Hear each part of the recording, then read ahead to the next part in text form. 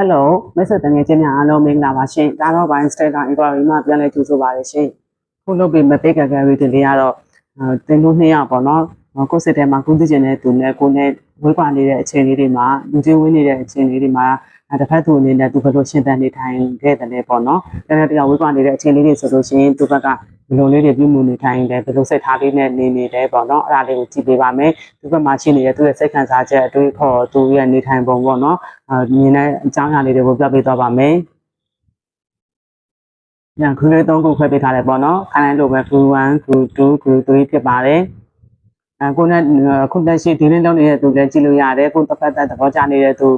ကိုအရင်ကပတ်သက်ခဲ့ပြီးသားပေါ့နော်အကြောင်းမျိုးကြောင့်ဝေးကွာသွားကြတယ်ဒါပေမဲ့အခုလက်ရှိပြန်ပြီးအဆက်အသွယ်တွေရနေတယ်ဆိုလို့ရှိရင်တော့မှပြန်တဲ့ယောက်ကြားထဲမှာအဆက်အသွယ်တွေပြတ်သွားတဲ့အချိန်မျိုးပေါ့နော်ဝေးကွာသွားတဲ့အချိန်မျိုးလေးတွေမှာဆိုလို့ရှိရင်တစ်ဖက်သူအနေနဲ့ဘယ်လိုလေးသူရှင်းတန်းနေထိုင်ခဲ့လဲပေါ့နော်အဲ့ဒါလေးကိုကြည့်ပေးသွားပါမယ်ကလေးတစ်ခုမြင်ခင်မှာမိမိစိတ်လေးကိုအရင်ဆုံးငြိမ်အောင်လုပ်ပြီးတော့စိတ်ထဲမှာရှင်းရှင်းလင်းလင်းဖြစ်သွားပြီဆိုတဲ့အချိန်ကြာလို့ရှိရင်ဒီခ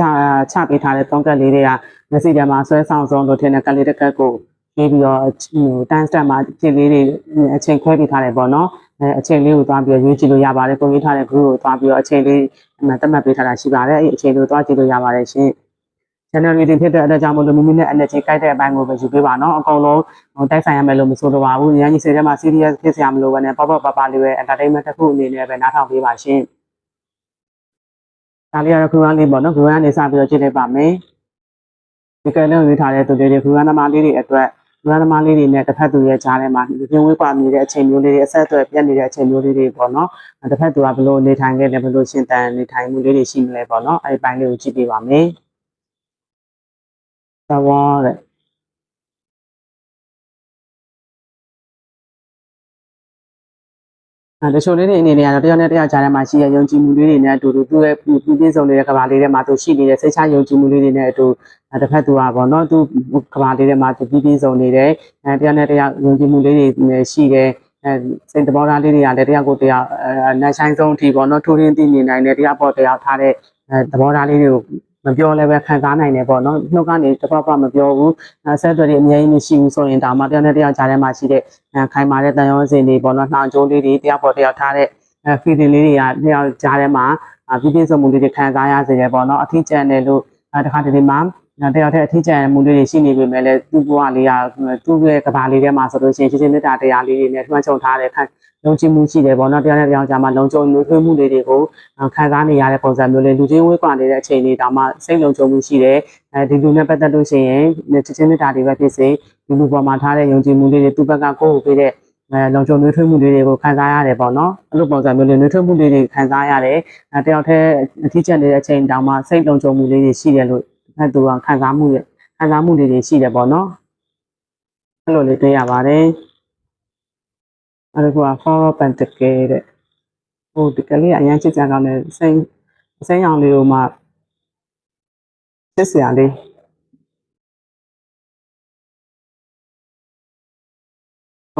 တစ်ဖက်သူအနေနဲ့ကလေဒီလိုမှလေးနဲ့ပတ်သက်ပြီးတော့မှတချို့ပေါ့နော်တယောက်တည်းဖြစ်နေရင်တောင်မှလေသူ့စိတ်ထဲမှာတခြားသူတကယ်လို့ဝေးကွာနေတယ်သူနားမှာတခြားသူတွေရှိတယ်ဆိုရင်တောင်မှသူ့စိတ်ထဲမှာကိုယ်တယောက်တည်းပေါ်မှာပဲတစ္ဆာရှိသူရဲ့စိတ်ကစားချက်တွေကိုပုံအပ်ထားတာမျိုးပေါ့နော်ဘသူ့ပေါ်မှာစိတ်မရင်းရိုင်မယ်နဲ့တစ္ဆာသမားတွေတစ္ဆာရှိတယ်ကိုယ့်ပေါ်မှာမြင်းမြတဲ့ခံစားချက်လေးတွေပေါ့နော်ဘသူကသွေးဆောင်လို့မှဘသူကကိုယ်ဖျားယောင်းလို့မှကိုယ်စုံတယောက်ကလာပြီးတော့မှသဘောကျတဲ့အကြောင်းကိုရေးပေးတယ်ဆိုရင်ဒါမှသူ့စိတ်ထဲမှာဘယ်လိုပြောမလဲဒ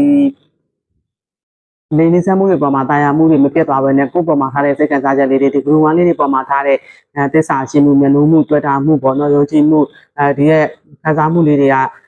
ကတစ်ဖက်သားဒီ group 1လေးတွေပေါ်မှာရှိတဲ့ခံစားချက်တွေတော့မှသူကရင်းရမသွားဘူးတော့မြဲမြံစွာနဲ့စုပ်ကိုင်ထားတယ်ဒီခံစားချက်တွေကိုသူလေးနဲ့ထားတယ်ပေါ့နော်တမိုးထားတယ်ဘယ်တော့ပဲလူချင်းတွေဝေးပါနေပါစေထားတဲ့စိတ်ခံစားချက်လေးတွေပြောင်းလဲမသွားတာမျိုးပေါ့နော်ဘယ်တော့ပဲဝေးလူချင်းဝေးနေတယ်ဆိုပေမဲ့လည်းစိတ်ချင်းကတော့နီးစပ်တဲ့ သူ့ရဲ့စိတ်ထားလေးတွေကလည်းမပြောင်းလဲဘူးပေါ့နော်ခူရန်လေးတွေပေါ်မှာထားတဲ့ခံစားချက်လေးတွေကလည်းတည်တည်တတ်တတ်ရှိတယ်လေးနဲ့တဲ့ယုံကြည်မှုလေးတွေအပြည့်အဝနဲ့ရှင်သန်ရင်းတည်နေတယ်ဆိုတဲ့ပုံစံလေးကိုတွေ့ရတယ်ခါတလေမှာတော့အထစ်ချက်မှုလေးတွေလုံးဝဖြစ်တဲ့ခံစားချက်လေးတွေပေါ့နော်လူချင်းဝေးပါနေတဲ့အခိုက်အတန့်လေးတွေမှာအဲ့လိုမျိုးလေးတွေခံစားတတ်ပြီးမြဲလဲဘယ်သူ့ပေါ်မှာမှသစ္စာမဖြတ်တာမျိုးပေါ့နော်ကိုယ်နဲ့ပတ်သက်ပြီးတော့သူဒီနားမှာရှိနေတဲ့သူတွေပေါ်ဘလောက်ပဲသူ့ပေါ်မှာထားပါတော့နောက်ဥပမာပြပြတာပါသူ့သဘောကျတဲ့သူတွေပဲရှိနေပါသေးသူ့ဘက်ကပြန်ပြီးတော့သဘောကျဖို့စိတ်ကမကူဘူးပေါ့နော်ဒီကွန်လေးတွေပေါ်မှာထားတဲ့မေတ္တာတရားတွေကခိုင်ပါတယ်မြဲမြံတဲ့သစ္စာရှိတယ်ဆိုတဲ့ပုံစံလေးကိုတွေ့ရတယ်နောက်တစ်ခုကဒီမှာဆိုလို့ရှိရင် file of source ပေါ့နော်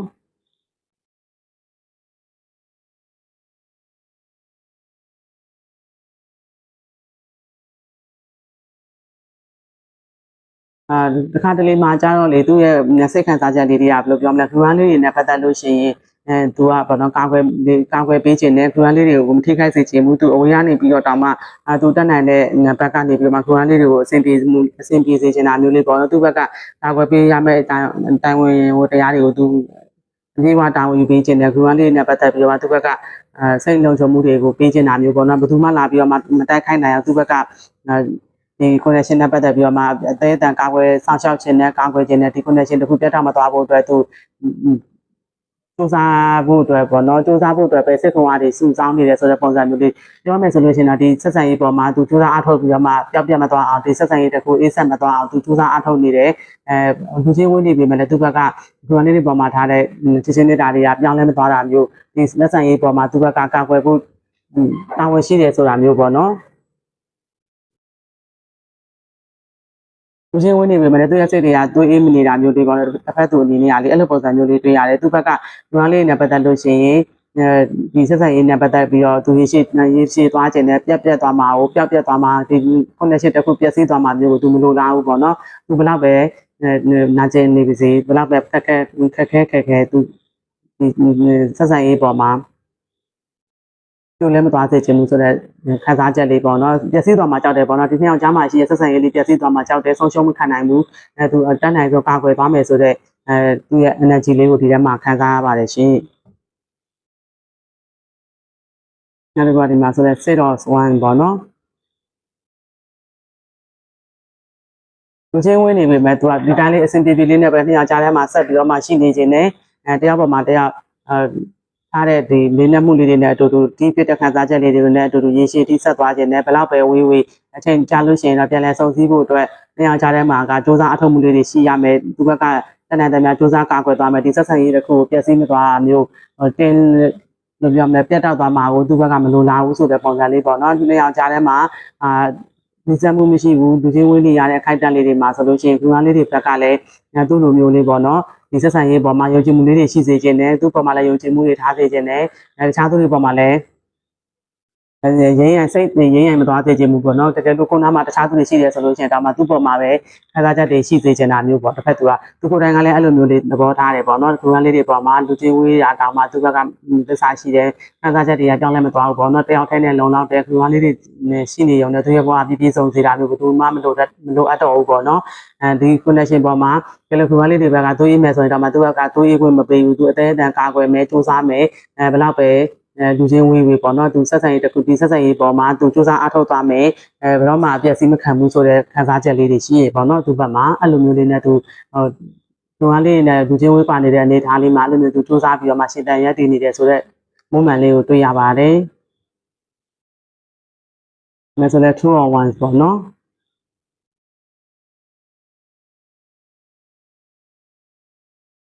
တစ်ဖက်သူအနေနဲ့ဒီ connection နဲ့ပတ်သက်ပြီးတော့မှသူ့ဘက်ကအကောင်းဆုံးဖြစ်ဖို့အတွက်ပဲလူလားတောင်းတတယ်ပေါ့နော်ဘယ်တော့ပဲလူချင်းတွေဝေးနေပါစေတွေးသွားဖို့အတွက်ဘယ်လိုအဆင်ပြေအောင်စူးစမ်းမလဲနှစ်ယောက်ကြားမှာပို့ပြီးတော့မှအဆင်ပြေနိုင်တာဘယ်လိုနည်းလမ်းလေးနဲ့လုပ်လို့ရှိရင်ဒီမှာလေးနဲ့အဆင်ပြေနိုင်မလဲဆိုတာကိုပဲသူ့ဘက်ကအများနဲ့တွေးတောကြံစနေတာမျိုးပေါ့နော်ဒီမှာလေးနဲ့ပတ်သက်ပြီးတော့နှိစက်ရဖို့လူချင်းပြန်လဲပြောမှစုံစည်းရဖို့သူဘာတွေလုပ်လို့ရမလဲသူ့ဘက်ကဘယ်လိုစူးစမ်းအထောက်မှုတွေလုပ်ရမလဲသူအသေးအတန်စူးစမ်းတွေးနေရပေါ့နော်ဒီ connection နဲ့ပတ်သက်ပြီးတော့မှလူချင်းဝင်နေတဲ့အချိန်လေးတွေမှာပြန်လည်နှိစက်ဖို့နေရာအတူတူစုံစည်းရဖို့သူ စိတ်ကူးနေတာမျိုးလေးတွေရှိတယ်သူ့ရဲ့စိတ်ကူးလေးတွေကလည်းကိုယ်နဲ့အတူတူပေါ့နော်ရေရှည်အထိအတူတူလက်တွဲသွားခြင်းနဲ့အဆင်ပြေပြေလေးနဲ့ရှိခြင်းနဲ့တရားပေါ်တရားနားလည်မှုလေးတွေနဲ့ဒီချစ်ချင်းမေတ္တာတွေမပြောင်းမပြတ်စေခြင်းဘူးပေါ့နော်အဲ့လိုမျိုးလေးတွေ့ရတယ်အဲ့တော့ဒီမှာဆိုလို့ရှိရင် page of card ပေါ့နော်ဒီဘက်ကလူချင်းဝင်နေတဲ့အခိုက်အတန့်လေးတွေမှာဆိုလို့ရှိရင်ကိုယ့်ပေါ်မှာချစ်ချင်းမေတ္တာလေးတွေနဲ့ပြန်ပြီးတော့မှလူထွေးမှုလေးတွေပြန်ပြီးတော့မှဖန်တီးပေးခြင်းနဲ့တကယ်လို့သူ့ဘက်ကကိုယ်နဲ့ပတ်သက်ပြီးတော့ပေါ့နော်လုပ်ပေးနိုင်တဲ့ကိစ္စလေးတွေရှိရဲဆိုလို့ရှိရင်သူကခုမှလေးတွေစိတ်ချမ်းသာအောင်သူကလုပ်ပေးဖို့အတွက်အစင်သေးဖြစ်ချင်တာဆိုတဲ့အချက်အစင်သေးဖြစ်စေခြင်းနဲ့အစင်သေးဖြစ်ဖို့အတွက်လည်းသူလိုလားတောင်းတတယ်ပေါ့နော်အဲ့လိုမျိုးလေးတွေ့ရပါတယ်နောက်တစ်ခုက Three of Pentacles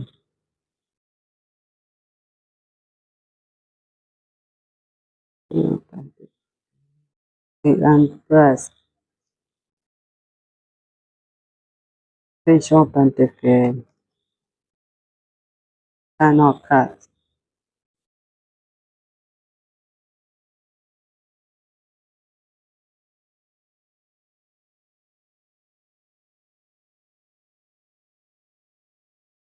ဒီမှာလေးစိတ်ချမ်းသာဖို့အတွက်သူ့ဘက်ကအများနဲ့စူးစမ်းအထောက်မှုလေးတွေလုပ်နေတာမျိုးစူးစမ်းနေတာမျိုးလူချင်းနှိစက်ဖို့အတွက်တချို့ဝေးကွာနေတဲ့ခိုက်တန်လေးတွေပေါ့နော်ပြီးဆုံးမှုဝေးကွာနေတဲ့အချိန်တွေမှာဆိုလို့ရှိရင်သူကဘလောက်ပဲပေါ့နော်အထီးကျန်နေပါသေးတယောက်တည်းဆိုပြီးမှလည်း ground လေးတွေကိုတတိရတဲ့အချိန်တွေတိုင်းမှာလုပ်တဲ့ပို့ပြီးတော့မှစူးစမ်းပြီးတော့မှလုပ်တယ်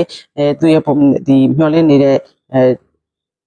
နာကတခုပေါ့နော် page of Pentacles ရဲ့ဒီမှာ Ten of Cups energy လေးနဲ့ပေါ့နော်တချင်းကြလို့ရှိရင်ငါတို့နှစ်ယောက်ပြန်လဲပြီးတော့မှနေဆက်တဲ့အခါမျိုးမှာပြည့်စုံတဲ့မိသားစုဘဝလေးပေါ့နော်ပြန်လဲပြီးတော့မှဒီနှစ်ယောက်ကြားမှာချစ်ချင်းမေတ္တာတွေပြန်လဲအသက်ဝင်မှုသူ့ဘက်ကစူးစမ်းအားထုတ်ခြင်းနဲ့ဒီမှာလေးတွေပေါ်မှာလဲသူ့ဘက်ကပြည့်စုံဖို့အတွက်ပေါ့နော်စူးစမ်းပြီးတော့မှထားခြင်းနဲ့အစဉ်သင်းလေးဘဝမှာလိုလေသိမရှိဘာမှပြုပင်ကြောက်ကြစရာမရှိတဲ့အနေထားလေးနဲ့ဒီ Empress energy လေးနဲ့ဒီမှာလေးတွေကိုမြင်ခြင်းနဲ့ပေါ့နော်အဲကြောင့်မလို့သူအခုလက်ရှိမှာဒီအဲ့ရသူရဲ့စိတ်ကူးရင်းနေတဲ့စိတ်ဆန္ဒလေးတွေအတွက်အကောင့်တွေပေါ်ဖို့စူးစမ်းနေတယ်ဒီမှာဆိုတော့ Three of Pentacles လေးနဲ့သူအခုချိန်မှာလုံးတွေရှုပ်နေတာမျိုးပေါ့နော်သူအသိအဖွဲ့တွေနဲ့လောက်ကင်တွေပူပေါင်းပြီးတော့မှစူးစမ်းပြီးတော့အခုလက်ရှိလုံးနေတာမျိုးလေးတွေတွေ့ရတယ်ဒီမှာဆိုတော့ Three of Pentacles energy လေးနဲ့ Ten of Cupsသူဒီအနေထားလေးကိုသူရောက်ချင်တာမျိုးပေါ့နော်အခုလက်ရှိဝေးနေပြီမဲ့လည်း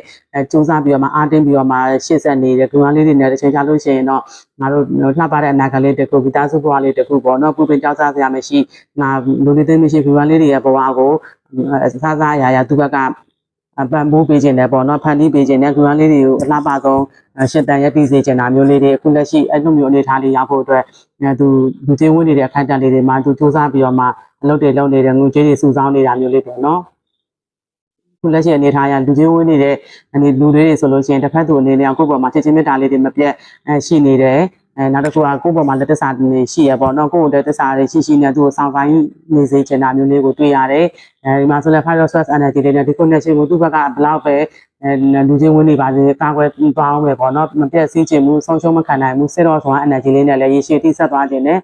နာဂတ်တစ်ခုကိုလည်းသူအများကြီးမျှော်လင့်ထားတယ်ပေါ့နော်ဒီမှာလေးနဲ့မိသားစုဘဝဒီပြည့်စုံတဲ့မိသားစုလေး family life လေးတစ်ခုကိုသူလူလာတောင်းတတယ်အဲ့ဒီအနေထားလေးရောက်ဖို့အတွက်အခုလက်ရှိမှာသူအလုပ်တွေစူးစမ်းပြီးတော့မှလုပ်နေတယ်ဆိုတဲ့အနေအထားလေးကိုတွေ့ရပါတယ်ရှင်။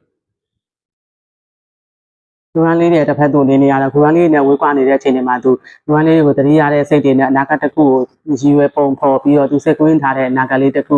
ရောက်ဖို့အတွက်အခုလက်ရှိမှာသူစူးစမ်းပြီးတော့မှအလုပ်တွေလုပ်နေတယ်ပေါ့နော်ဒီမှာလေးတွေကိုလည်းဝေးရနေပြီးတော့မှသူဘက်ကစိတ်ချမ်းသာစေချင်တာမျိုးလေးတွေသူ့ရဲ့ဘဝရှင်သခင်တယောက်အနေနဲ့ပေါ့နော်လှပတဲ့ဒီအနာဂတ်လေးတစ်ခုဖန်တီးပေးခြင်းနဲ့ဘဝမှာပြည့်ပြည့်စုံမှုလေးတွေကိုသူဘက်ကလူရန်လေးတွေအတွက်ဖန်တီးပေးခြင်းနဲ့ဆိုတော့သူရဲ့စိတ်ကူးနေထားတဲ့အိမ်မက်လေးတစ်ခုရှိတယ်ပေါ့နော်အဲဒီစိတ်ကူးလေးနဲ့သူခုလက်ရှိအားတင်းပြီးတော့မှစူးစမ်းရင်ရှေ့ဆက်နေတဲ့တစ်ခါတလေမှာထိချမှုလေးတွေခံစားရပေမဲ့လည်းလူရန်လေးတွေပေါ်မှာတော့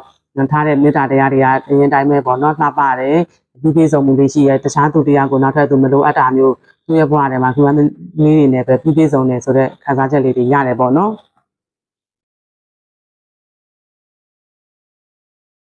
နောက်တစ်ခုကဒီမှာoracle ကလေးနဲ့ကြည့်ပေးထားတယ်ပေါ့နော်အဲ့သူရဲ့အနေထားလေးကဗာလေးတွေရှိနေမလဲဆိုတာလေး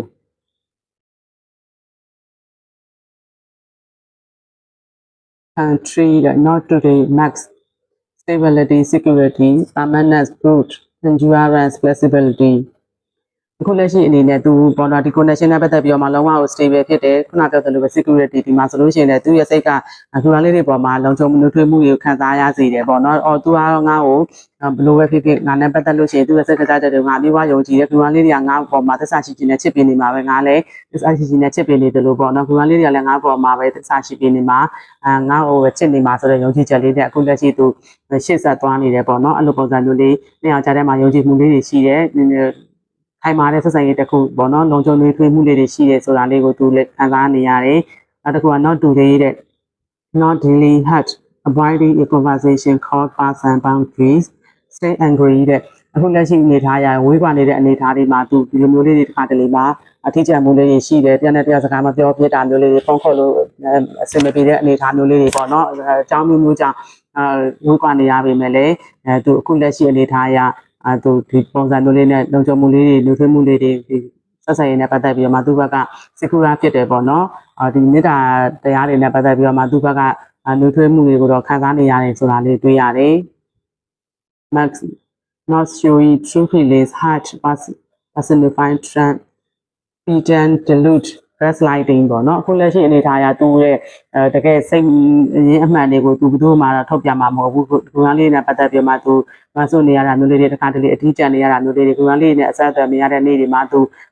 လုံးလုံးနေရင်စိတ်တိုင်းမကြတာမျိုးလေးတွေပေါ့နော်ဘယ်သူနဲ့မှသိပြီးတော့မှစကားမပြောချင်တာမျိုးလေးတွေသူတယောက်တည်းလို့ဖြစ်နေတယ်ဆိုတဲ့ခံစားချက်တွေနဲ့ရှိနေပေမဲ့လည်းသူအဆင်ပြေအောင်နေနေတယ်ပေါ့နော်ဘယ်သူမှထုတ်မပြတာမျိုးလေးတွေသူရဲ့တကယ်စိတ်ထဲမှာရှိနေတဲ့ခံစားချက်တွေကိုသူပဲသိရပေါ့နော်တာမမို့လို့ရှိရင်ခုနလေးတွေကပဲသိတာမျိုးဘယ်သူမှသူ့ရဲ့ခံစားချက်တွေကိုနားလည်မပေးနိုင်ဘူးခုနလေးတွေကနားလည်ပေးနိုင်တယ်ပေါ့နော်တယောက်နဲ့တယောက်ကြားမှာ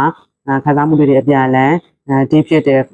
တယောက်နဲ့တယောက်ကြားမှာလုံခြုံမှုလေးတွေနှွေးထွေးမှုလေးတွေမေတ္တာတရားတွေနဲ့လွှမ်းခြုံထားတယ်ပေါ့နော်ဝေးကွာနေပေမဲ့လည်းတယောက်ပေါ်တရားသက်သာရှိနဲ့ရှိနေကြတယ်ဆိုတဲ့ energy လေးကိုဒီထဲမှာခံစားမိပါတယ်ရှင်။ဒါလေးကတော့ခုနလေးအတွက်ကြည့်ပြထားတာဖြစ်တယ်ပေါ့နော်။ energy ကကြလေးမယ်လို့မျှော်လင့်ပါတယ်ရှင်။အဲဆိုလို့ရှိရင် Bluetooth လေးစီကိုကောင်းလိုက်ပါမယ်နော်။ဒီကလေးပေါ့နော် Bluetooth ဝေးထားတဲ့သူလေးတွေအတွက် Bluetooth လေးနဲ့တစ်ဖက်သူရဲ့ကြားထဲမှာလူကြီးဝေးကွာနေတဲ့ခိုင်တန်လေးတွေအဆက်အသွယ်ပြတ်နေတဲ့အခြေအနေလေးတွေမှာဆိုလို့ရှိရင်လူတူလေးရဲ့တစ်ဖက်သူကဘလို့ရှင်းတန်ရက်တည်နေလဲပေါ့နော်သူရဲ့စိတ်သဘောထားခံယူချက်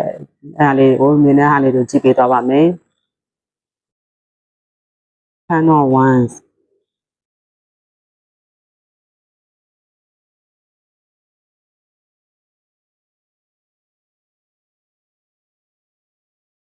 Turn on once that way the moon Nine of Cups Five of Wands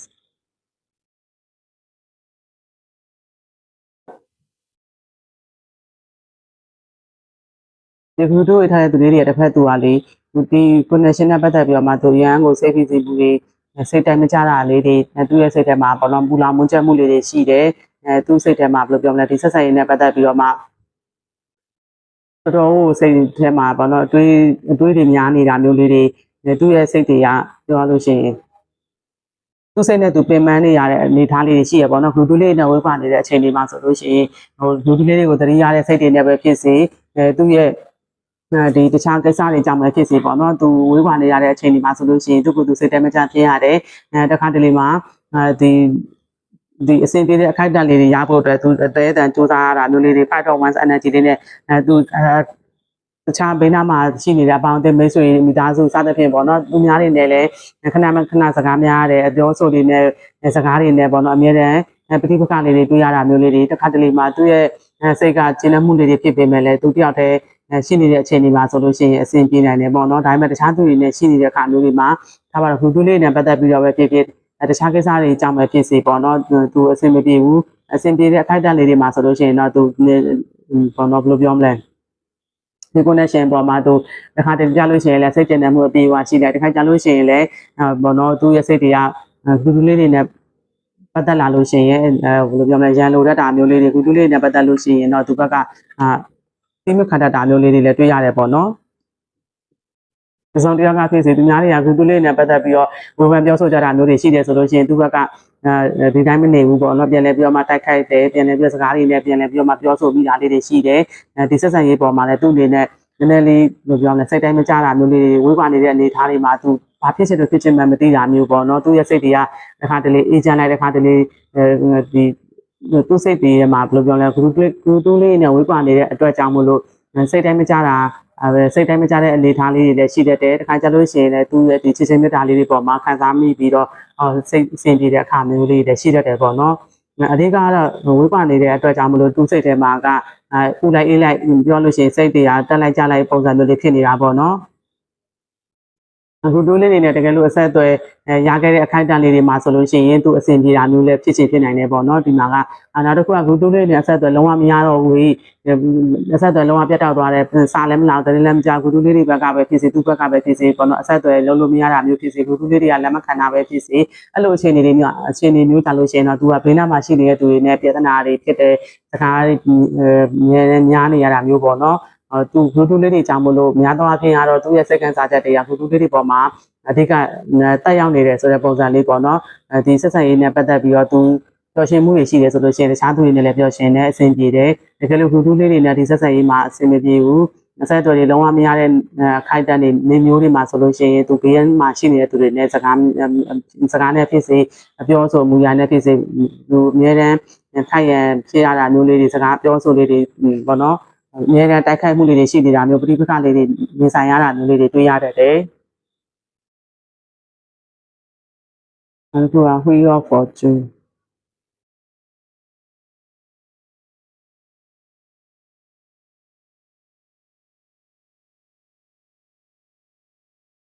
Ace of Cups The Emperor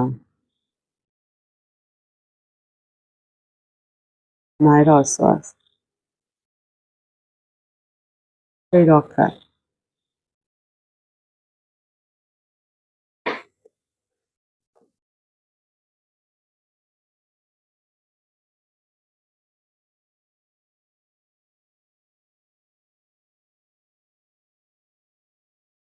နောက်တစ်ခုကဒီမှာကလေဟူတိုးလေးတွေနဲ့ပြန်လဲပြီးတော့နောက်တစ်ချိန်သူ့ဘက်ကလေဝေးကွာနေတဲ့အချိန်လေးတွေမှာတယောက်နဲ့တယောက်ကလေအဆက်အသွယ်ပြတ်တာမျိုးထဲဘယ်လိုပြောဂူတိုးလေးနဲ့ပဋိပက္ခဖြစ်ရတာမျိုးတွေဂူတိုးလေးတွေကလက်မခံလို့ပေါ့သူ့ဘက်ကဆက်သွယ်လို့မရတဲ့အနေအထားမျိုးတွေမှာဆိုလို့ရှိရင်သူ့ဘက်ကဒီစိတ်သက်တွေကြာတာမျိုးသူ့ရဲ့စိတ်တွေကဘယ်လိုပြောလဲခုနကပြောသလိုပဲပေါ့နော်ဘေးနားမှာရှိနေတဲ့သူတွေနဲ့လည်းအဆင်မပြေဖြစ်ရတယ်သူစိတ်နဲ့သူလည်းအဝင်ဝင်ကြမဖြစ်တာစိတ်တိုင်းမကြဘူးပေါ့နော်ပူလောင်မှုလေးတွေများတယ်သူလေးတွေလည်းဖက်သူကနည်းနည်းလေးသူ့ရဲ့စိတ်ကနည်းနည်းထိခိုက်လွယ်တယ်ပေါ့နော်ပြောရင်စကားရှိလို့ရှိရင်လည်းသူပြောတယ်ဝမ်းနည်းစရာရှိပြီဆိုလို့ရှိရင်လည်းသူဟာမဆောင်နိုင်ဘူးပေါ့နော်ထိခနဲ့ရှိသူကစိတ်ပို့ဖို့အတွက်ဘေးနားမှာရှိနေတဲ့သူတွေနဲ့ပြဿနာလေးတိုက်ရတာမျိုးလေးတွေစကားတွေနဲ့တိုက်ခိုက်ပြီးတော့ပြောဆိုရတဲ့ခိုက်တန်လေးတွေရှိတတ်တယ်ပေါ့နော်အဲ့လိုနေထားမျိုးတွေသူ့ကိုယ်သူသိတယ်သူကဒီလိုဖြစ်နေရတဲ့အကြောင်းအရာဂူတူးလေးတွေကြောင့်မို့လို့ဖြစ်နေရတာဂူတူးလေးတွေသူနားမှာမရှိလို့ဂူတူးလေးတွေနဲ့ဒီ relationship မှာ situation တစ်ခုမှာအဆင်မပြေတဲ့အတွက်ကြောင့်မို့လို့တခြားကိစ္စတွေမှာလည်းသူအဆင်မပြေနိုင်တဲ့အနေအထားလေးပေါ့နော်ဒါကြောင့်မလို့သူဘက်ကဂူတူးလေးတွေနဲ့ပြန်လဲပြီးတော့အဆင်ပြေခြင်းနဲ့အချိန်တစ်ခုကိုစောင့်တိုင်းနေတာမျိုးလေးတွေကတည်းကအကြမ်းကြောင့်မဖြစ်စေသူဘက်ကပြန်လဲပြီးတော့မှပေါ့နော်ဂူတူးလေးတွေစီကိုဒီ Ace of Cups energy တွေနဲ့ပြန်ပြီးတော့ပတ်သက်ချင်ပေမဲ့လည်းသူ့ရဲ့မာနတရားတွေကြောင့်မလို့သူကဘယ်လိုပြောမလဲသူ့ရဲ့စိတ်တွေကိုလည်းအကောင်လုံးထုတ်ပြီးတော့မပြချင်ဘူးဂူတူးလေးတွေကိုလည်းပြန်တောင်းမရမှာမျိုးပြန်ပြီးတော့ခါရမှာအောက်ကျိုးရမှာဆိုတဲ့ပုံစံမျိုးသူသိမလို့ချင်ဘူးပေါ့နော်ဒါပေမဲ့ Nine of Swords energy နဲ့သူဘက်ကသူစိတ်ကိုသူပြက်သားရှင်းရှင်းလင်းလင်းသူဖြစ်ဖို့လိုအပ်တယ်နောက်ဆုံးကြလို့ရှိရင်တော့ဒီ Eight of Cups energy နဲ့သူစိတ်တွေကိုသူလွတ်ချနိုင်မှာမျိုးလေးသူရဲ့အတ္တတွေသူတစ်ဖက်သက်သူစိတ်တွေကိုသူလွန်ဆွဲနေရမျိုးလေးတွေပေါ့နော်သူကသူခက်ခဲအောင်လုပ်နေတဲ့ကိစ္စရက်တွေကိုသူနောက်ဆုံးကြလို့ရှိရင်တော့အလျှော့ပေးရလိမ့်မယ်ပေါ့နော်သူရဲ့နောက်ဆုံးဒီမှာ Wheel of Fortune Ace of Cups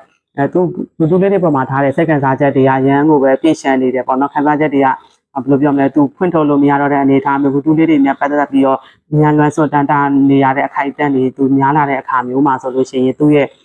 မာနတွေကိုသူကိုယ်တိုင်ပေါ့နော်အောက်ကျပြီးတော့မှသူလေးတွေစီကိုပြန်လာဖို့အတွက်သူပြန်လာပြေးလိမ့်မယ်ပေါ့နော်ဒီမှာတွေ့ရတာကတော့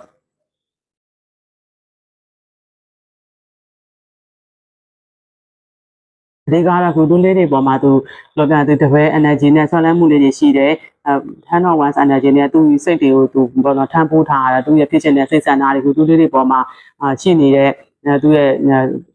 ခက်စားချက်တွေကအရန်ကိုများပြားတယ်ဒါပေမဲ့အဆင်ပြေမနေတဲ့အနေအထားမျိုးတစ်ခုပေါ့နော်အဲ့အနေအထားမျိုးတစ်ခုမှာသူဘက်က ဒီခံစားချက်တွေကိုလည်းသူပြေးပြေးဝါဝပျော်ရွှင်မှုလေးတွေပြန်ပြီးတော့လိုချင်တယ်ကုတူးလေးတွေနဲ့ပြန်ပြီးတော့အဆင်ပြေချင်တယ်ပေါ့နော်ရှင်းရှင်းလင်းလင်းပြောရမယ်ဆိုရင်တော့ဒီကသူပြန်ပြီးတော့မှအဆင်ပြေခြင်းနဲ့အဆင်ပြေခြင်းနေပြီမဲ့လည်း group လေးတွေကလက်မခံတဲ့အတွက်ကြောင့်မလို့သူအများနဲ့တိုက်ခိုက်ပြောဆိုနေရတာပဲဖြစ်စေ group လေးတွေကလက်မခံလို့ပဲဖြစ်စေသူလုံးဝ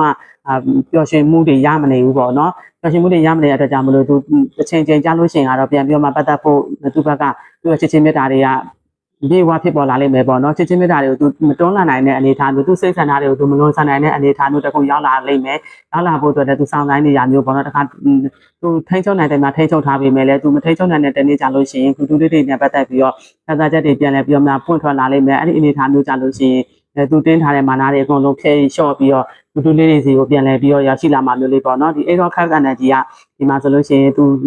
စုပ်ကင်ထားတဲ့ဒီမှာဆိုတဲ့ဓာတ်ကိုပေါ့နော်သူစုပ်ကင်ထားတယ်ဒီမှာဆိုတဲ့ဒီ Umbra Energy လေးကဒီမှာဓာတ်ကိုနာနဲ့ဖက်နဲ့စုပ်ကင်ထားတဲ့အနေအထားလေးပေါ့နော်အဲ့အနေအထားလေးတခုကိုသူနောက်ဆုံးကြလို့ရှိရင်လွှတ်ချနိုင်လိမ့်မယ်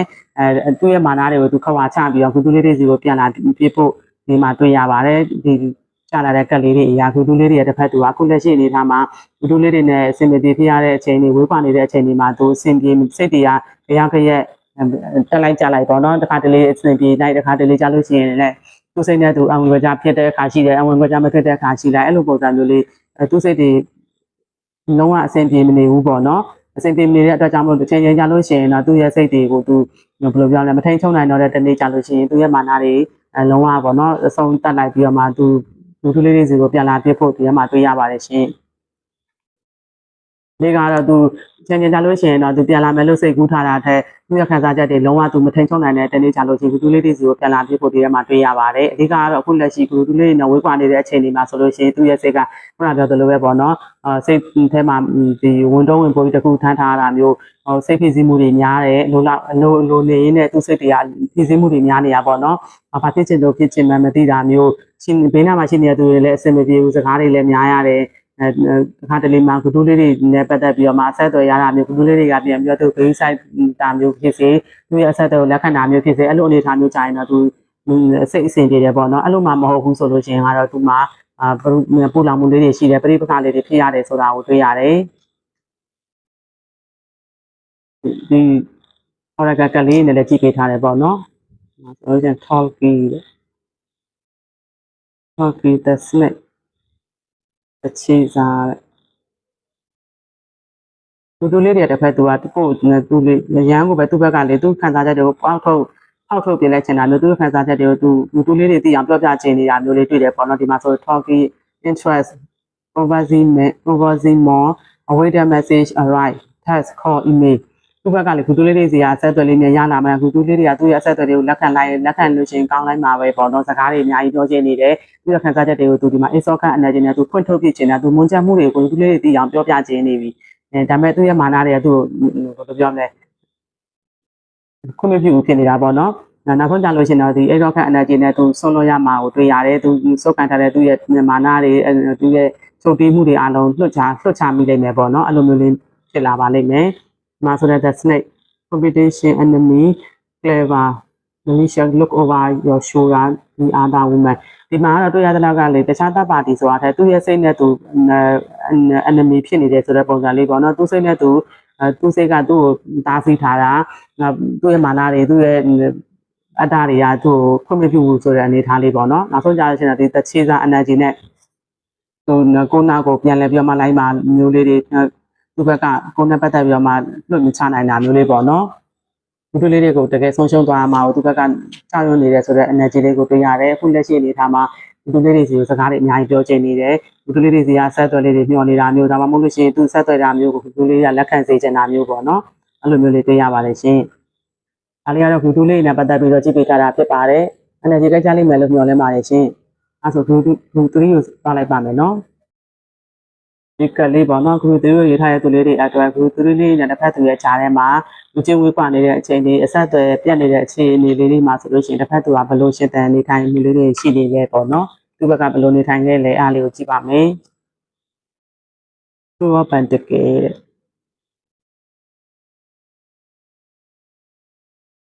သူ့ဘန်တကယ် six of swords oh sorry 6 of cups 7 of cups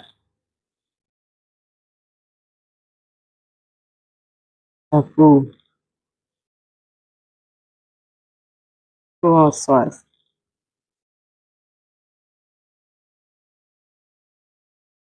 သူတို့ရွေးထားတဲ့သူလေးတွေအတွက်သူတို့ရဲ့တစ်ဖက်သူကလည်းသူတို့လေးနဲ့ဝေးကွာနေတဲ့အချိန်တွေမှာဘယ်လိုရှိလဲဆိုလို့ရှိရင်တော့သူတို့လေးတွေတစ်ဖက်သူမှာကလေဒီကိုနဲ့ဝေးကွာနေတဲ့အချိန်တွေမှာသူဘေးနားမှာရှိနေတဲ့သူတရားရောက်ပေါ့နော်ကိုယ့်အပြင်တခြားပါတနာတရားရောက်အဲ့ပါတနာတရားရောက်နဲ့လေသူစကားပြောဆိုတာမျိုးလေးတွေ connection တစ်ခုခုလေးရှိတယ်ပေါ့နော် connection တစ်ခုရှိတယ်ဒါပေမဲ့ကိုယ့်စီမှာလည်းစိတ်ကရှိနေတာမျိုးပေါ့နော်သူဘေးနားမှာရှိနေတဲ့သူအပြင်ကိုယ်နဲ့လည်းအဆင်ပြေချင်တာမျိုးသူဘေးနားမှာထားပါတော့သူနဲ့တူတူအခုလက်ရှိစကားပြောနေတဲ့သူတိတ်နေတဲ့သူပေါ့နော် situation တစ်ခုမှရှိနေတဲ့သူထားပါတော့ပေါ့နော်တကယ်လို့ရှင်းရှင်းကြီးရဲ့ဒီမရောက်သေးဘူးဆိုရင်ဒါမှသူ့မှာတခြားပါတနာတယောက်ရှိတယ်ပေါ့နော်သဘောအဖြစ်တော့သူလည်းအခုလက်ရှိအနေထားတစ်ခုလောက်မှရင်းနှီးပြောဆိုနေတဲ့သူ communication တစ်ခုခုရှိတဲ့သူပေါ့နော်အဲ့လိုလူတွေတယောက်ရှိတယ်ဒါမှလည်းဒီမှာ through pandemic six of cup energy တွေနဲ့သူကလေကိုယ်နဲ့လည်းအဆင်ပြေခြင်းနဲ့ကိုယ်ကိုလည်းဘယ်လိုပြောမလဲပြန်ပြီးတော့ဆက်သွယ်ခြင်းနဲ့ကိုယ်နဲ့လည်းအဆင်ပြေလေးပဲသွားခြင်းနဲ့သူ့ဘက်ကပေါ့အဲ့လိုမျိုးလေးဘယ်လိုပြောမလဲ process energy တွေနဲ့ဘယ်သူ့မှတခြားမဆုံးဖြတ်ဘူးဘယ်သူ့မှတကယ်ရွေးချယ်တာမျိုးလည်းမရှိဘဲနဲ့နှစ်ယောက်စလုံးနဲ့အတူတူဒီတိုင်းသွားခြင်းနေတယ်ဆိုတော့ပေါ့နော်ဒီနှစ်ယောက်စလုံးနဲ့အဆင်ပြေခြင်းနဲ့အဆင်ပြေလေးနဲ့သွားခြင်းနဲ့ဆိုတော့သူ့ရဲ့လောဘတွေတွေ့ရတယ်ဘယ်သူ့မှလည်းတခြားရွေးချယ်တာမျိုးလည်းမရှိဘူးပေါ့နော် process energy ကဒီမှာဆိုလို့ရှိရင်နှစ်ခုတည်းကတစ်ခုရွေးချယ်ဖို့အတွက်သူမလုပ်တတ်ဘူးဘယ်သူ့ရွေးချယ်ရမှန်းမသိဘူးသူတကယ်လိုချင်တာဘာမှမသိဘူးသူဘယ်သူ့တကယ်လိုချင်မှန်းအဲ့လိုမျိုးမသိနေဘူးပေါ့နော်သူလေးတွေနဲ့သူလေးနဲ့အဆင်မပြေတဲ့အနေထားမှာဆိုလို့ရှိရင်သူလေးတွေဒီအဆင်ပြေဖို့ပြန်ပြီးတော့မျှော်လင့်နေသူလေးတွေပြန်ခေါ်ဖို့စောင့်နေတာသူကထားပါတော့တခြားတစ်ယောက်ကိုသူလေးတွေအဆင်မပြေနေတဲ့အခိုင်အတန့်မှာသူဘက်ကတခြားတစ်ယောက်ကိုရွေးချယ်လိုက်တာသူဘက်ကတခြားတစ်ယောက်နဲ့အခုလက်ရှိမှာအဆင်ပြေနေတဲ့စကားပြောတဲ့အဆင်ဒိတ်တဲ့အဆင်ပေါ့နော်သွားလာတာမျိုးအဲ့လိုအနေထားမျိုးနဲ့ရှိနေတယ်ဆိုရင်တောင်းပါလေအဲ့လူအပြင်ကိုယ့်ကိုလည်းအဆင်ကိုယ်နဲ့လည်းအဆင်ပြေနေစေအဆင်ပြေစေချင်တယ်ပေါ့နော်သူတို့တွေကစိတ်ဆိုးနေလို့ပဲဖြစ်ဖြစ်သူအဆက်အသွယ်ခုသူလေးတွေကလက်မခံလို့ပဲဖြစ်စေခုသူလေးတွေကသူ့ကိုလက်ခံစေချင်တာမျိုးခုသူလေးတွေကလည်းသူနဲ့တူတူအဆင်ပြေဖို့ပေါ့နော်လက်ခံစေချင်တယ်ဆိုတဲ့ပုံစံလေးကိုတွေ့ရတယ်တစ်ဖက်သူအနေနဲ့ကနည်းနည်းလေးတော့ပတ်ကြည့်တဲ့ပုံစံလေးပေါ့နော်သူ့ကမှလည်းတခြားမရွေးချယ်ဘူးသူ့ဘက်တဲ့ energy နဲ့သူဒီအနေထားနှစ်ခုကိုရှင်းပြီးတော့မှသွားချင်တာမျိုးဒီမှာဆိုလို့ရှိရင်ဒီမှာအဖြူလေးနဲ့အမဲလေးပေါ့နော်အဲ့နှစ်ခုကိုရှင်းပြီးတော့မှအဆင်ပြေအောင်သူချိန်ညှိပြီးတော့မှသွားချင်တယ်ဆိုတဲ့ခန်းစားချက်လေးတွေဖြစ်နေတာမျိုးကိုတွေ့ရတယ်ပြောရရင်တော့သူနားမှာတခြားသူအခုဝေးကွာနေတဲ့အချိန်တွေမှာသူနားမှာတခြားသူရှိတယ်တခြားသူရှိပေမဲ့လည်းအဲ့လူနဲ့သူမပြေဆုံးဘူးကိုယ်နဲ့လည်းအဆင်ပြေခြင်းနဲ့ကိုယ်နဲ့လည်းအဆက်အသွယ်လေးရှိခြင်းနဲ့ကိုယ်နဲ့လည်းဒီတိုင်းလေးပဲပေါ့နော်ပုံမှန်လေးပဲဆက်ဆံရေးတွေရှိနေခြင်းနဲ့ communication လေးရှိနေခြင်းနဲ့စကားလေးတွေပြောနေခြင်းနဲ့အဆက်အသွယ်လေးတွေလုပ်နေခြင်းနဲ့ဆိုတဲ့ပုံစံလေးကိုတွေ့ရတယ်။ဒါဆိုတော့ handman ပေါ့နော်သူအဲ့လိုပုံစံမျိုးပဲဆက်သွားခြင်းနဲ့ဘယ်သူမှသူအတိအကျရွေးချယ်ဖို့အတွက်စိတ်ဆန္ဒမရှိသေးဘူးပေါ့နော်ဘယ်သူတကယ်ရွေးချယ်မယ်ဆိုတာမျိုးမရှိဘူး Five Pentacleသူတွေလေးတွေဘက်ကသူ့ကိုဘောနော်ပြစ်ပယ်ထားတာမျိုးသူတွေတွေကသူ့ကိုအဆက်အသွယ်မလုပ်တာသူ့ဘက်ကအဆက်အသွယ်လုပ်တာကိုလက်မခံတာမျိုးဆိုလို့ရှိရင်သူအစင်မပြေတာမျိုးလေးတော့တွေ့တယ်သူနားမှာတခြားသူရှိနေပေမဲ့အဲ့သူများတွေသူမပြေဆုံးတာမျိုးပေါ့နော်ဒီမှာဆိုတဲ့ The Magician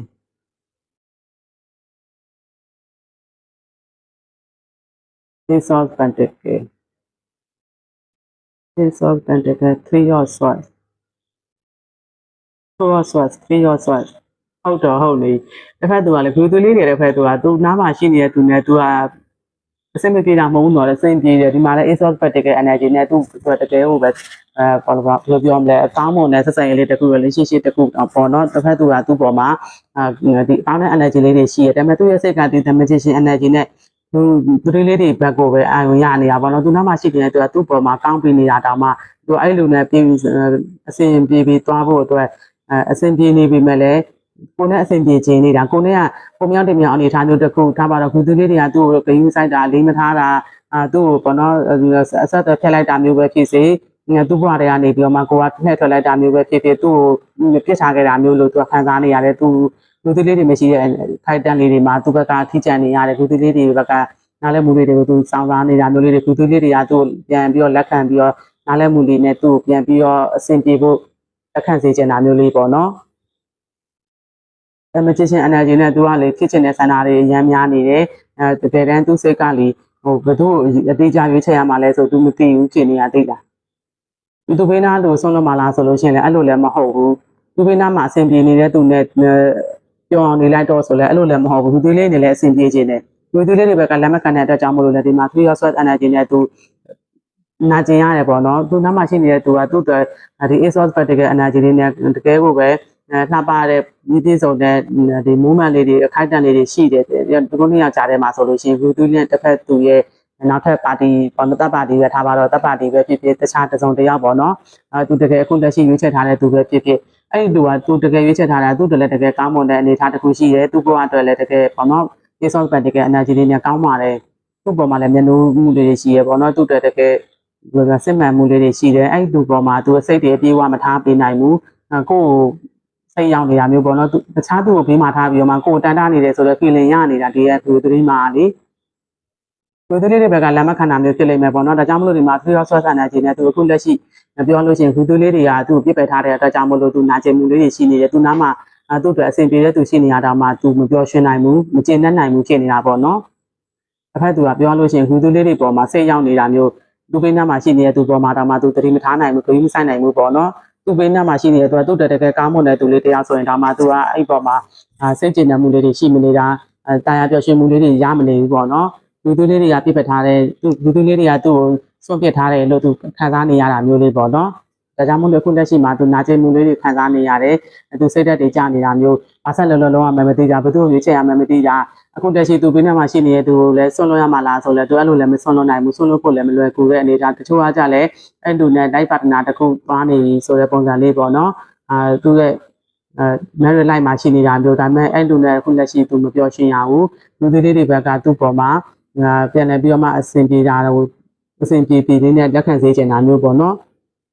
်တို့နားလဲပေးစေချင်တာမျိုးသူလေးတွေဘက်ကသာတကယ်လို့လက်ခံမယ်ဆိုလို့ရှိရင်သူကပြန်ပြီးတော့မှအဆင်ပြေအောင်ဒီနဲ့သွားအောင်မယ်ဆိုတဲ့ပုံစံလေးပေါ့နော်သူရောပတ်တဲ့ energy တွေနဲ့သူဒီစစိုက်ရေးနှစ်ခုကြားထဲမှာသူဟန်ချက်ညီအောင်စူးစမ်းပြီးတော့မှသွားကျင်သေးတယ်ဆိုတဲ့ပုံစံလေးတွေ့ရတယ်သူလေးတွေရဲ့တစ်ဖက်သူကအခုလက်ရှိဘေးနားမှာရှိနေတဲ့သူပေါ်မှာအာရုံမရှိဘူးသူလေးတွေကိုပဲတတိယနေတာသူလေးတွေကိုပဲပြန်လည်ပြီးတော့မှအဆင်ပြေဖို့စဉ်းစားနေတာပေါ့နော်သူလေးတွေနဲ့ပြန်အဆင်ပြေခြင်းနေတယ်ဆိုတော့ခံစားချက်တွေတွေ့ရပါတယ်ဒီမှာဆိုတော့သူပါဆက်လောက်အောင်မသိတဲ့အတွက်ကြောင့်မလို့သူကိုယ်တိုင်လည်းသူ့ကိုယ်သူမဆုံးဖြတ်နိုင်ဘူးပါဆက်လောက်ပြီးဘယ်သူ့ကိုရွေးချယ်ရမှမသိတဲ့အတွက်ကြောင့်မလို့လည်းသူပို့ပြီးတော့ပေါ့နော်စိတ်တွေရှုပ်ထွေးရတာမျိုးလေးတွေပို့ပြီးတော့နာကျင်ရတယ်အခုရွေးချယ်ထားတဲ့သူကိုလည်းသူလက်လွတ်ဖို့အတွက်မဆုံးဖြတ်နိုင်ဘူးပေါ့နော်ကိုယ်ကိုလည်းယတိပြည့်ကြီးမဆုံးလို့နိုင်တဲ့အနေအထားလေးတစ်ခုလို့တွေ့ရတယ်ဒါကြောင့်မလို့သူရော stress energy တွေနဲ့သူဘက်ကအခုလောဆယ်မှာတော့စိတ်သက်တွေကြာနေတာမျိုးပါဆက်လောက်အောင်မသိတာမျိုးလေးပေါ့နော်အဲ့လိုလေးဖြစ်နေတာကိုတွေ့ရပါတယ်ရှင်ဒါဒီရဲ့oracle ကလေးနဲ့လည်းကြည့်ပေးထားတယ်ပေါ့နော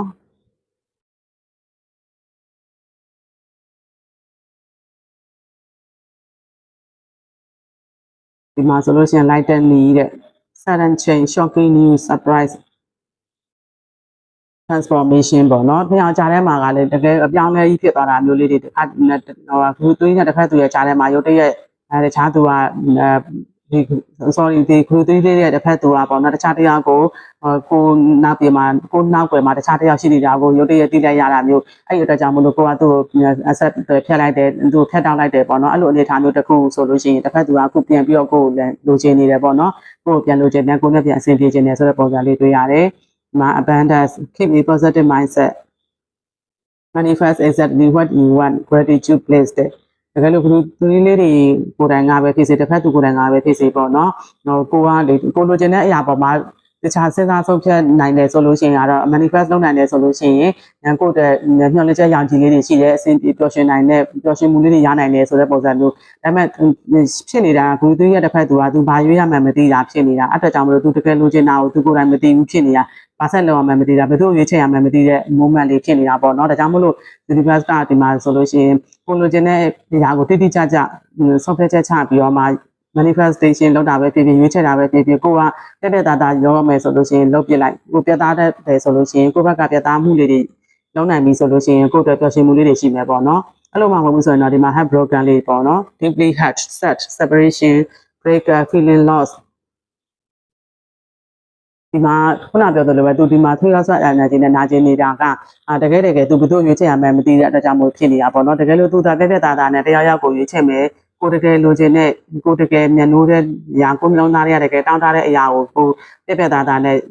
ဆုံးဖြတ်ဖို့ပဲလိုအပ်တယ်အဲ့လိုမှမဟုတ်ဘူးဆိုလို့ရှိရင်ကတော့ကိုကမဆုံးဖြတ်နိုင်ဘူးဒီမှာဒီစစ်စိတ်တစ်ခုကြားထဲမှာလူနှစ်ယောက်ကြားမှာပြာများနေုံပဲဆိုလို့ရှိရင်တော့လူတစ်ဖြစ်တဲ့ဖက်သူအနေနဲ့က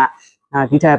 ပို့ပြီးတော့နာကျင်မှုတွေပဲခံစားရမယ်ပေါ့နော်နှစ်ယောက်ကြားထဲမှာကလည်းတို့တည်းရဲ့ဒီမှာဆိုလို့ရှိရင်ပြောင်းလဲလေးတွေဖြစ်ခဲ့ရမျိုးလေးတွေတယောက်ကဒီ connection ပေါ်မှာရုပ်တရက်ပေါ့နော်ဒီ changes လုပ်လိုက်တာတခြားတယောက်ရှိနေတာမျိုးကိုကရုပ်တရက်ကြီးသိလိုက်ရပြီးတော့မှအဲ့အနေထားကိုလက်မခံနိုင်တဲ့အတွက်break up ဖြစ်သွားတယ်ပေါ့နော်တစ်ဖက်သူကပြီးမှနောင်တရနေတယ်ဆိုတဲ့ပုံစံမျိုးလေးလည်းတွေ့ရပါတယ်ဒီကတော့ခုသူလေးရဲ့တစ်ဖက်သူကနှစ်ယောက်ကြားထဲမှာခုလက်ရှိသူဘယ်သူမှမဆုံးဖြတ်နိုင်ဘူးမရွေးချယ်နိုင်ဘူးပေါ့နော်တရားရောက်ကိုရွေးချယ်ဖို့အတွက်သူမပြတ်သားနိုင်တဲ့အနေအထားလေးတွေ့ရတဲ့အတွက်ကြောင့်မလို့သူပို့ပြီးတော့နာကျင်နေရတာမျိုးအမှမလို့ရှိရင်သူရွေးချယ်ထားပြီးသားအရာကဆုံးလို့ဖို့အတွက်မလွယ်ကူတာမျိုးတခြားမလို့ကိုဘယ်လိုမှမရနိုင်တော့တာကိုနဲ့ဘယ်လိုမှမနှိစက်နိုင်တော့တဲ့အနေအထားတစ်ခုကိုသိရတဲ့အတွက်ကြောင့်လည်းသူကိုပို့ပြီးတော့မှပြန်လို့ချင်တယ်ဆိုတဲ့ပုံစံလေးလည်းဖြစ်နိုင်တယ်ပေါ့နော်အားလေးကတော့ခုသူလေးတဲ့ကြည့်ပေးထားတာဖြစ်ပါတယ် energy အကြလိမ့်မယ်လို့မျှော်လင့်ပါတယ်ရှင်အဆုံးထိကြည့်ရှုပေးကြတဲ့အတွက်ကျေးဇူးအများကြီးတင်ပါတယ်နောက်နေ့တင်များမှာပြန်လည်ပြီးတော့ဆုံတွေ့ပါမယ်ရှင်